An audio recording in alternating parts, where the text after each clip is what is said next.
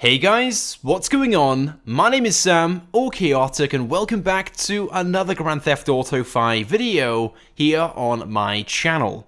Now in today's video, I'm going to be showcasing the final unreleased vehicle from the Doomsday Heist update, the Comet SR, which as I'm making this video hasn't been released yet in GTA Online, but it will of course be coming out tomorrow on Tuesday, February 27th. So in today's video, we're going to be taking an early look at the Comet SR, of course showcasing it and going over everything you guys need to know about it before you buy it in GTA Online. So then, the Comet SR is of course based upon the Porsche 911 GT2, and here is a photo of that car in real life. I'm sure you guys straight away can see some of the similarities between this and the one that Rockstar is adding to GTA Online.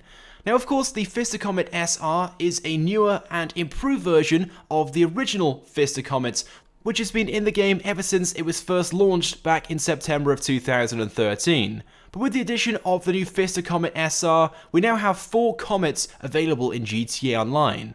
So we have the regular Comet, we have the Comet Retro Custom, we have the Comet Safari that was also added with the Doomsday Heist update, and then of course finally we have this new Comet SR.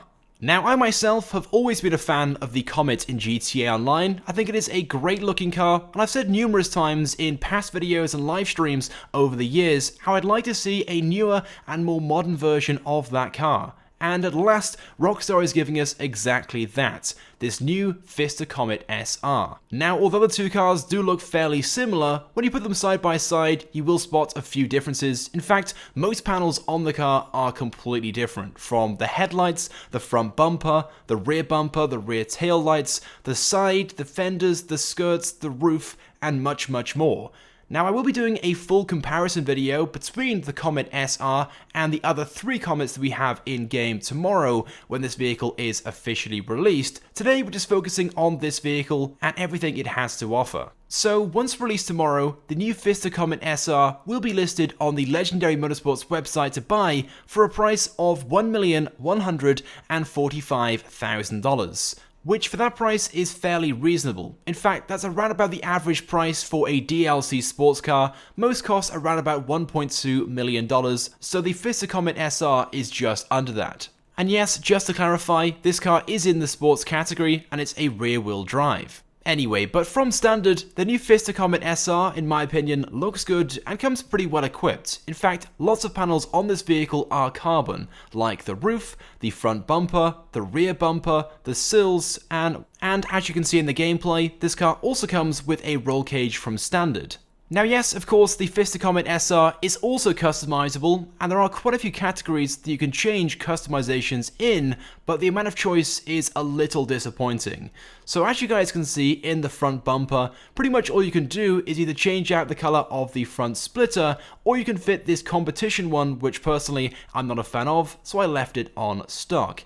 Then as for rear bumpers, again, you can't really do much but change the colour of that rear bumper. From stock it comes in carbon, you have the choice to change that out to either the primary or secondary colour. I thought the primary option was a little better, so I did select that. Then when it comes to chassis, if you want to, you can change the colour of these intakes also. Again, you can't swap them out, but if you want to, you can go from the carbon to either primary or secondary colour. Now there are a few exhaust options when it comes to changing those. Personally I thought the stock one was quite nice anyway, but I ended up selecting the titanium tipped one as I really like the blue outer ring because I was going to go for a blue paint job on this. Then in fenders you have the option of fitting these extended fenders. It doesn't make a huge difference, but I thought it looked quite nice anyway, so I went ahead and fitted that. Then in the hoods category, again, you only have the option to change out the color of that. I thought the primary color was the best option, so I left it as stock. Then in headlights, of course, I upgraded that to xenon. Those headlights, by the way, look extremely awesome, and we will be talking about that a little more later on. Now when it comes to respraying this car, now of course I left this blue. In fact, I think I changed it to ultra blue. I thought that was even better than the stock blue that it came in. But this car looks great in a range of different colors, as you guys can see as I scroll through some of the color options available for this vehicle. You can choose any color you want for this and it will look great no matter what you select. So that choice is entirely down to what your favorite color is. Then moving on to the next customization option, this being roof. Again, this roof comes in carbon from stock, but if you want to, you have the option to change out the color of that. Then in skirts, again, you have two options to change out the color from carbon either to primary or secondary, or you can fit the competition skirt, which basically adds an extra panel on the side of that, which I went ahead and fitted. Then in the spoiler category, from stock this car will come fitted with a spoiler, the exact one which I have on the car right now. If you want to though, you can remove that spoiler, which is an option which wasn't available for the original Comet and many people wanted to see. But as for some of the other spoiler options, they're basically just taller and wider versions of the stock one, but I preferred the stock spoiler, so I selected a carbon version of that. Then after adjusting the suspension height, I of course upgraded the transmission and fitted a turbo to it. Then the next category is wheels, and from stock again, this car comes fitted with a set of black Carbonic Z wheels, which look pretty nice anyway, but if you guys want to, you can of course change out the color of those if you like the stock wheels by selecting them from the high-end category and choosing any color you want. But those wheels are not specific or unique to this vehicle in any way, shape or form, so don't worry about that. Then of course, after upgrading the tires and making sure they were bulletproof, the final option is window tinting, and although it doesn't look too bad on this car and the customizations I've gone for, I just left it on stock. So there we go then, that's the customization then for the new Fisker Comet SR.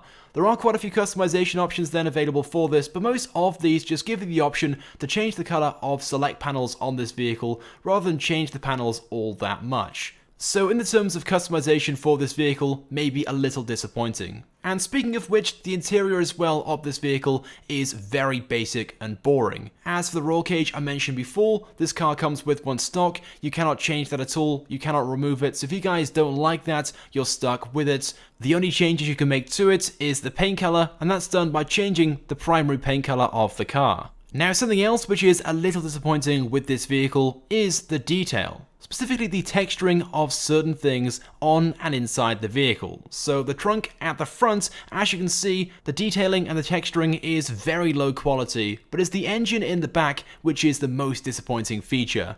As you can see, it just looks like a silver or grey block in the back. This thing is very low resolution, and there aren't many cars in game which even have an engine this low res. I'd fully understand if this car was released back in 2013, but as far as I'm aware of, there's not a single vehicle that's been released in the last 2 or 3 years which has an engine with such low quality detailing and texturing.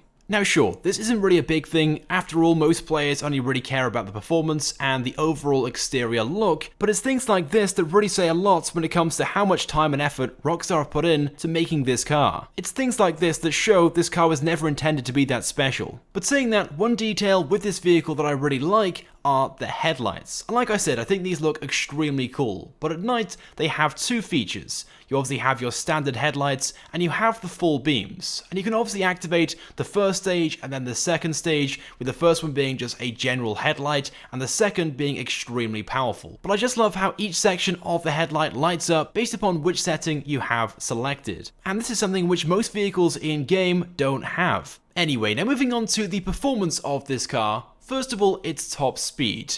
Now from what I've seen whilst driving around, it achieves speeds of around 125 to 126 miles an hour.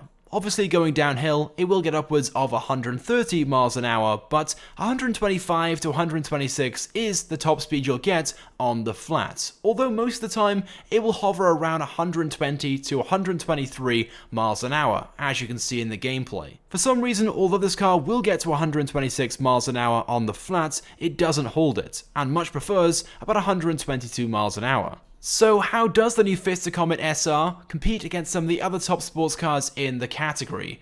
Well, doing the usual drag race down at the airport, of course running the length of the runway, we're going to put up the Comet SR, which is fully customized, against a fully customized Pariah, which is the fastest sports car in the category, and an Elegy, one of the best in the terms of track racing that we have in the sports category.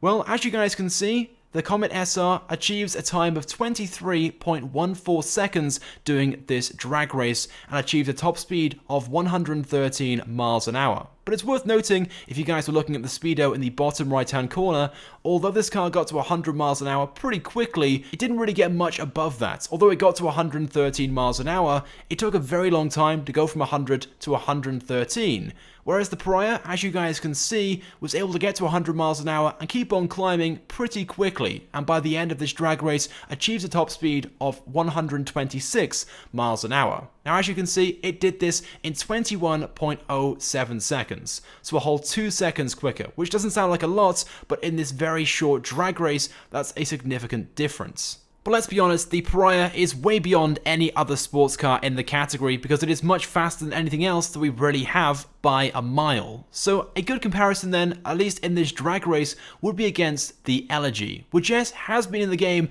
ever since it was first released, but has a top speed of 119 miles an hour. Now in this drag race, it only achieved 112 miles an hour, and as you can see, was only just behind the new Comet SR, with a time of 23.28. So at least in this drag race then, I guess you could say that the new Comet SR is the second fastest in terms of its acceleration. But how does this thing perform around a track? Well, unfortunately, this hasn't been released yet in GTA Online, so we can't accurately put this against some of the other cars in online, but of course, once this car is released tomorrow, we can then do some official testing, but I'm pretty sure this car will definitely be in the top 5 in the sports category. I have driven this around in story mode, and although it's maybe not the best, maybe not quite as good as the Pariah and the Elegy through the corners, it is still very, very good, so I'd be very surprised if it isn't in the top 5 in the sports category. Anyway, but there we go then guys, that's pretty much it then for this video. Those are 10 things you guys need to know about the new Comet SR. The question then being, is this car worth buying? Well, do bear in mind this is the final car from the Doomsday Heist update, and we are maybe just 2 or 3 weeks away from the next update being released. And although Rockstar haven't told us yet what that update is going to be, it wouldn't surprise me if it's another big and expensive one. So I guess at the end of the day, if you guys like this car, you like the Comet, definitely go ahead and get it. I'm not stopping you there. But do bear that in mind, there's another update just around the corner, and this car is $1.145 million. So it might be worth saving your money, as it's maybe not the best car there is in-game available. Anyway, but I want to get your thoughts and feelings on this then. What do you guys think about the Comet SR? So go ahead and leave a comment right now. Will you guys be buying one tomorrow when it's released, or holding back and maybe waiting for the next updates? So go ahead and leave a comment. If you guys could also drop a like on this video, it would of course be greatly appreciated, and it helps me out a lot. And if you haven't subscribed to my channel, make sure you do, because I upload all the latest and the greatest Grand Theft Auto 5 content. So as always guys, thank you very much for watching, and I will see you guys next time.